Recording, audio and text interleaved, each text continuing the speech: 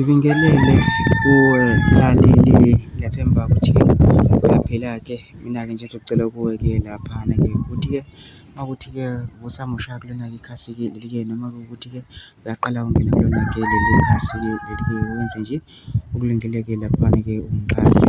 Uma-ke ungacindezelanga-ke i-button usubscribe nje kubiza imali kumahhala nje, ukhiphe nesenti-ke elimnyama-ke kwenza ukwazi phela ukuthi-ke uqhubeke uthole nezinye iy'ndaba-ke ezintsha-ke ey'shisa-ke ngiza nazo ngizokufakela zona-ke kulona-ke ikhasi-ke leli-ke kusukela-ke manje-ke ukuze zingakuphuthi-ke lezo y'ndaba ungabe ucindezela-ke i-button usubscribe imali-ke udaba-ke thina namhlanje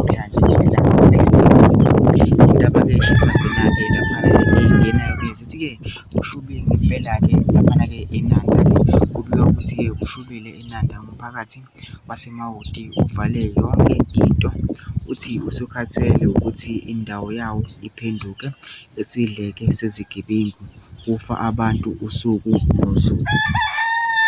Kubukeka engathi uzosithathela umthetho ngezandla umphakathi-ke walaphana-ke eNanda, eMawoti-ke mazingasukumi iziphathimandla kuzosa ngokunye-ke laphana-ke umphakathi-ke uthembisile-ke laphana wathi-ke uzowuthatha-ke umthetho-ke ubeke ezandleni zawo. If-ke umphathi-ke wamaphoyisa-ke laphana-ke nezinye-ke iy'khulu zala e-KZN-ke zingayisukumeli-ke le ndaba yokuthi-ke usuku nosuku kufa-ke abantu-ke laphana-ke eMawoti-ke.